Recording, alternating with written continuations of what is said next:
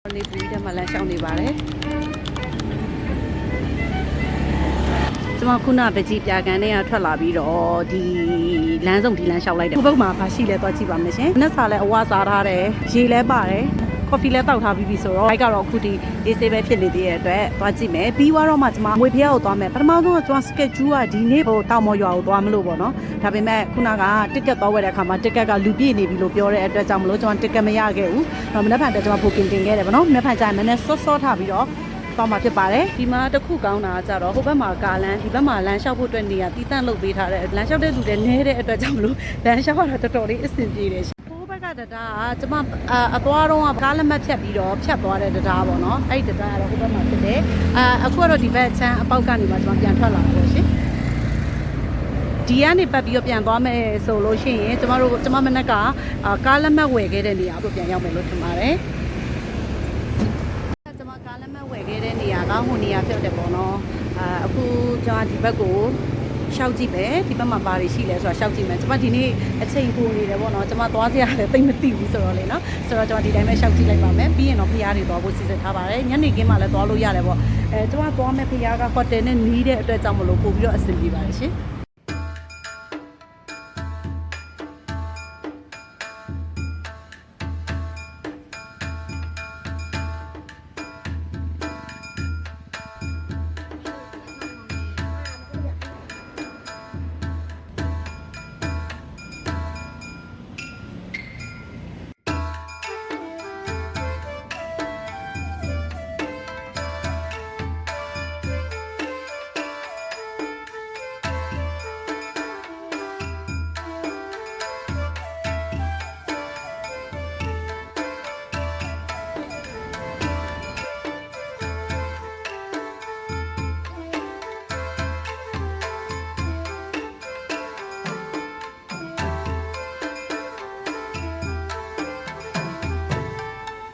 ဒီချင်းမိုင်မျိုးကိုကျမကတယောက်တည်းပေါ့နော်အဖော်မပါဘူးလာခဲ့တယ်နောက်ပြီးတော့အတိမိတ်ဆွေလည်းမရှိဘူးတခါမှလည်းမရောက်ဘူးဆိုပေမဲ့ဒီချင်းမိုင်မျိုးကိုလာတာကျမအတွက်တော့နိုင်ငံခြားတိုင်းပြည်တစ်ပြည်ကိုလာရတယ်လို့မခံစားရဘူးရှင်ဘာဖြစ်လို့လဲဆိုတော့ဒီမှာဆိုရင်ကျမတို့မြန်မာနိုင်ငံဘက်ကတိုင်းရင်းသားအငွေ့သက်တွေအများကြီးတွေ့ရတယ်ရိုးရာဝတ်စုံစင်တူတာတွေလည်းအများကြီးတွေ့ရတယ်ပေါ့နော်ဒီမှာနေခဲ့တဲ့အတော်တွင်းမှာတော့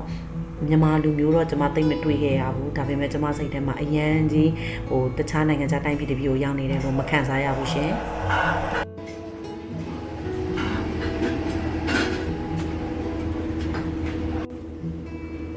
စားတီးစားပါမယ်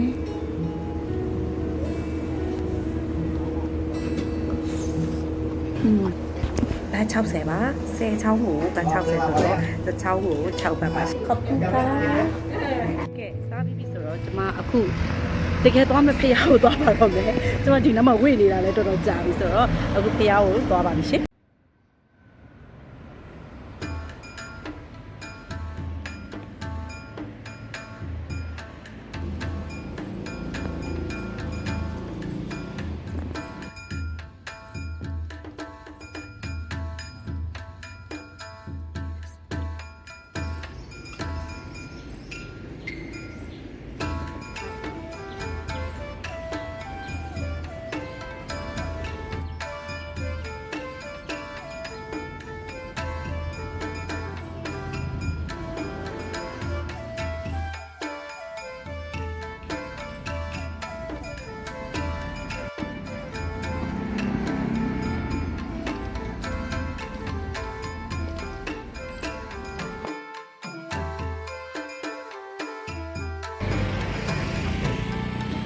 ဒီဖေးယားကဒီချင်းမမျိုးရဲ့နာမည်ကြီးဒီထက်မှာပါတယ်ပေါ့နော်ဝင်ကြည့်ပေးရတယ်30ပေါ့နော်နိုင်ငံခြားသားတယောက်ကို30ပါ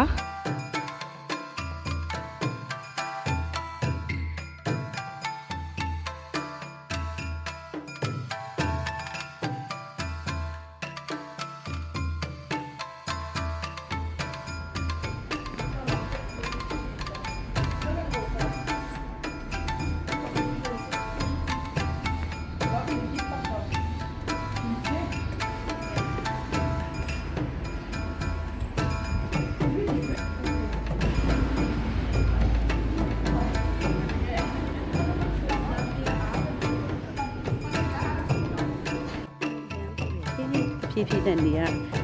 ဒီခေါင်းအပေါ်ရောက်လာပြီပေါ့နော်နေရမ်းပူလာပြီ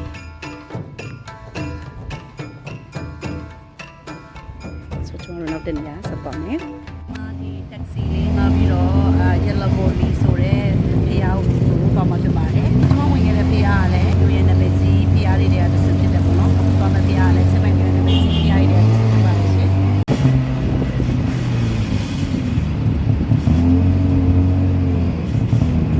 အခုမှထိုင်းနိုင်ငံကိုလာလည်မယ်ဆိုလို့ရှိရင်တော့ဖုန်းထဲမှာ bot ဆိုတဲ့ application လေးကိုထည့်လိုက်ပို့ပြီးတော့အဆင်ပြေမယ်လို့ထင်တယ်ပေါ့နော်ဒီ application ကကြတော့ဒီမှာကားတွေဆိုင်ကယ်တွေ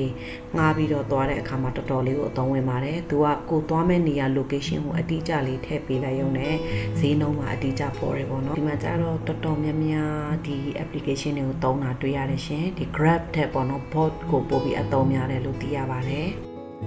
အခုကျွန်မသွားတဲ့ဖျားကိုရောက်ပြီပေါ့နော်ဝင်ချင်းမှာမဲတော်လို့ထင်ရတယ်ပေါ့နော်သူများတွေကြော့နေရအတွက်လည်းကျွန်မလည်းဝင်ပြီးတော့ကြော့လိုက်ပါတယ်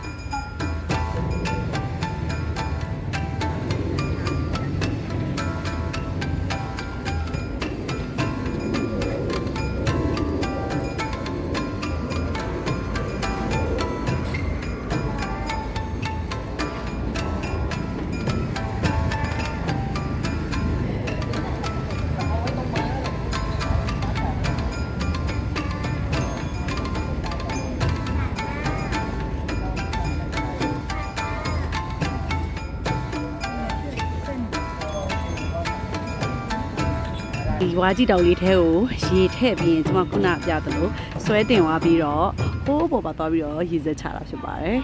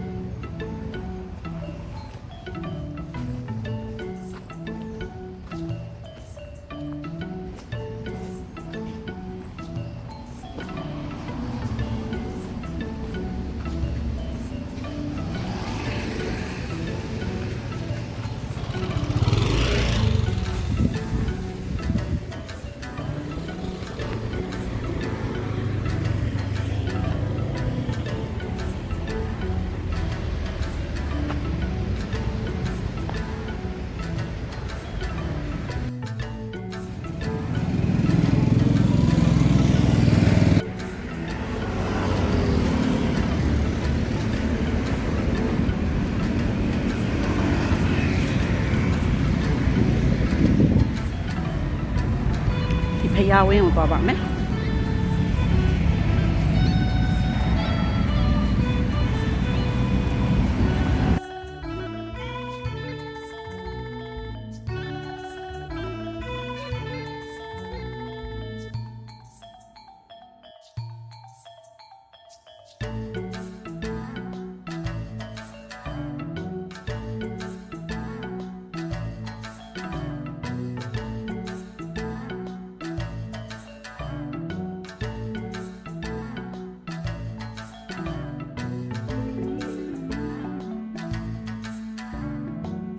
ရန်ဘူးလုံးလို့ဟိုတယ်ကိုခဏပြန်ပြီးတော့နားဖို့စဉ်းစားလိုက်ပါတယ်အဲ့တော့ကျွန်တော်အခုအေးတစ်ခွက်ဝယ်ပြီးတော့ဟိုတယ်ကိုပြန်ပါပြီရှင်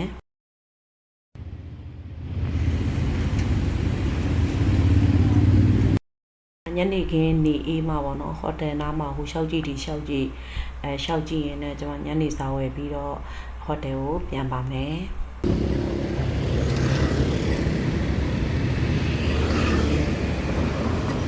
မြန်မာဘုန်းကြီးကျောင်းပေါ့နော်မော်မြန်မာဘုန်းကြီးကျောင်းကိုရေးထားတယ်ဦးစင်းလေးတွေတွေ့တယ်ကိုရင်လေးတွေတွေ့တယ်ပေါ့နော်ကိုရင်လေးတွေမြန်မာ